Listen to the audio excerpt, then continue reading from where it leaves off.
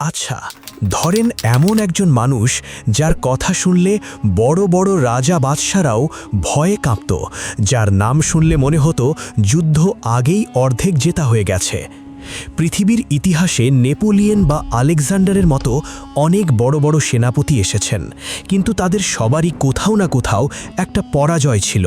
কিন্তু খালিদ ইবনে ওয়ালিদ, তিনি নিজের পুরো জীবনে ১০০টারও বেশি যুদ্ধ করেছেন, কিন্তু একটাতেও হারেননি।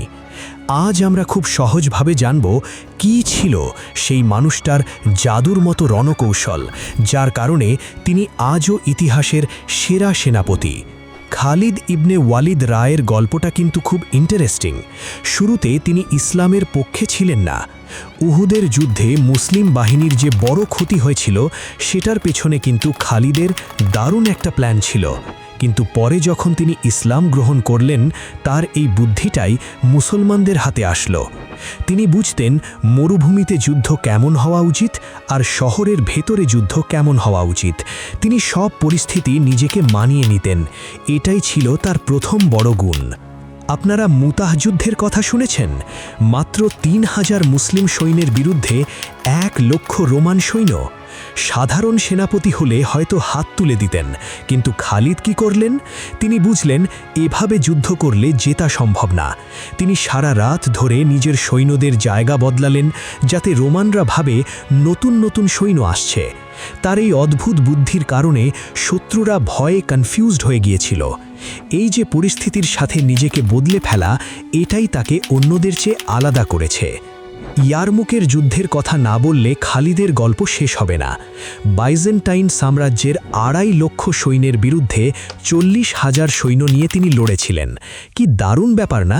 তিনি মরুভূমি পার হয়ে এমনভাবে আক্রমণ করলেন যে রোমানরা বুঝে ওঠার আগেই শেষ। তিনি তার অশ্বারোহী বাহিনীকে এমন দ্রুত দৌড়াতেন যে শত্রুরা বুঝতেই পারত না আক্রমণ কোথা থেকে আসছে। আজকের দিনেও বড় বড় সামরিক স্কুলে খালিদের এই ইয়ারমুক যুদ্ধের কৌশলগুলো পড়ানো হয়। অনেকে মনে করেন শুধু তলোয়ার চালানোই খালিদের শক্তি ছিল। না, আসল ব্যাপার সেটা না। তার বড় অস্ত্র ছিল তার ব্রেন। তিনি জানতেন কখন শত্রুর মনোবল ভাঙতে হয়।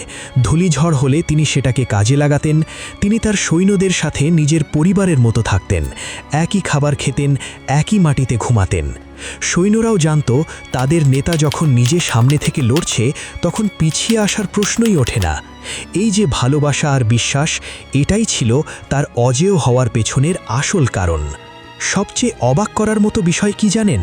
এই মানুষটা, যার শরীর তলোয়ার আর তীরের আঘাতে ঝালাই করা ছিল, তিনি কিন্তু যুদ্ধে মারা যাননি। তিনি শান্তিতে বিছানায় শুয়েই মারা গেছেন। মৃত্যুর সময় তিনি বলেছিলেন, আমার শরীরে এমন কোনো জায়গা নেই যেখানে আঘাতের চিহ্ন নেই, কিন্তু আজ আমি বিছানায় মরছি।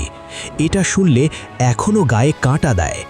নবীজি তাকে সাইফুল্লাহ বা আল্লাহর তলোয়ার বলেছিলেন, আর সত্যিই তিনি সেই তলোয়ারের মতোই সব সময় অপরাজিত ছিলেন। তো খালিদ ইবনে ওয়ালিদ সম্পর্কে আপনার কি মনে হয়? তিনি কি ইতিহাসের সবচেয়ে সেরা সেনাপতি? কমেন্টে আমাদের জানান। আর ইতিহাস নিয়ে এমন আরও সহজ এবং মজার গল্প শুনতে চ্যানেলটি সাবস্ক্রাইব করে রাখতে পারেন।